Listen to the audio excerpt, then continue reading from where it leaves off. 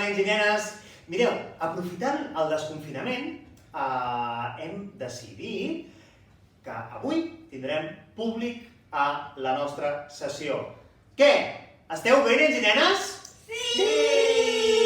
Molt bé, perfecte, m'encanta. Que xulo tornar a tenir, ni que sigui una mica de públic desconfinat. Mireu, com sabeu, estem fent unes setmanes dedicades a les faules. I avui us presentem aquest conte, que és El gos i els cargols, que és una faula d'Isop. El podreu trobar a l'editorial La Galera, versionat per la nostra companya Noé Bofarull i il·lustrat per la Montse François. Doncs vinga, comencem. A veure, nens i nenes, com comencen tots els contes? Hi havia una vegada. Aviam, tornem-hi tots a la de 3, eh?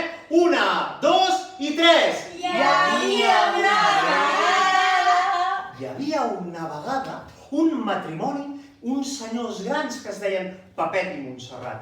I el Pepet i la Montserrat, sabeu què? Que no havien tingut mai fills. Però un dia, a la porta de casa seva, va aparèixer un gos abandonat. És que no sé si ho sabeu, però a vegades hi ha gent que abandona els gossos. No ho feu mai, sobretot. Però clar, el Pepet, al veure aquell gos, no se'n va poder estar. I li va dir, vine, bonic! Vine, bonic!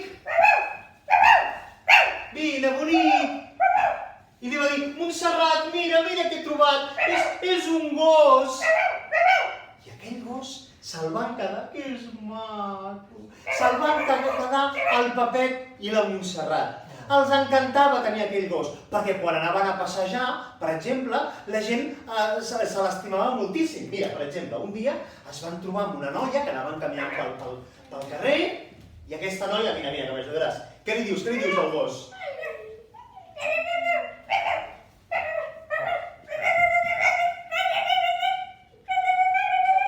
La gent li feia pessigolles, jugava amb ell. Moltes gràcies. Un aplaudiment, sisplau, per ella. Bravo! Resulta que el Pepet i la Montserrat estaven encantats de tenir aquell gos. Mireu, el Pepet i la Montserrat eren unes persones amb uns costums molt fixes. Dilluns sempre dinaven el mateix, llegums. Dimarts, un munt de naps. Dimecres, moltes vespres. Dijous, dinaven a nous. Divendres, faves tendres. Dissabte, coques de recapte. I diumenge, que és dia festiu, canelons de perdiu. I exactament el mateix li donaven per menjar al seu gos.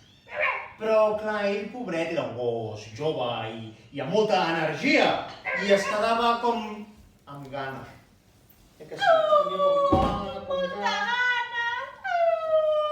Un dia, per la nit, va descobrir on hi havia els ous en aquella casa. Així que el gos va agafar els ous, en va agafar un i se'l va començar a menjar.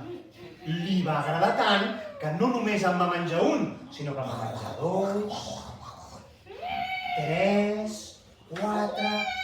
Tots els ous se'l van menjar.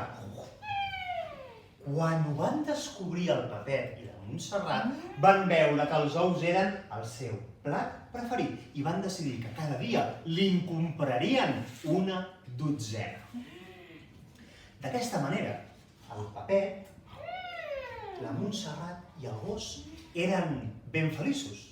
Resulta que un dia que havia plogut molt, la Montserrat i el Pepet van anar a fer amb el seu nou gos una activitat que els encantava, que és anar a collir cargols. Que us agrada això a vosaltres? Ho heu fet mai vosaltres, això de collir cargols? No! No? Doncs és una activitat superxula. S'agafa un cistell ben gros i cada cop que trobes un cargol el vas guardant aquí, el vas guardant. Però el gos no s'havia entrat gaire. Anava a la seva, intentava córrer, mentrestant, el Pepet i la Marieta anaven guardant tot un cistell ple de cargols. Resulta que aquella nit, com totes les nits de l'any, el pobre gos es va aixecar encara amb gana perquè no s'havia saciat. Així que va començar a buscar els seus preuats ous.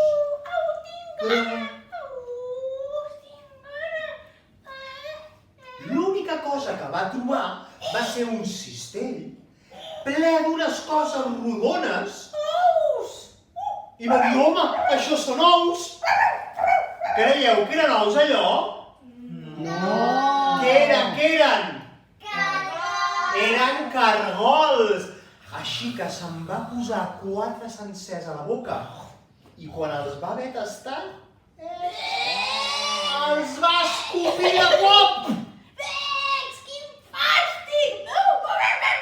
I és que el pobre gos havia actuat sense pensar. A partir d'aquell dia, diu aquesta faula d'Isop, que el gos mai més va confondre els ous amb els cargols i va aprendre que no totes les coses que són rodones són ous. I també va aprendre que abans de fer les coses les hem de reflexionar i pensar. I vet aquí un gat i vet aquí un gos, que aquest conte ja s'ha... Acabat! Bravo! Molt bé, moltes gràcies, que passeu un bon desconfinament.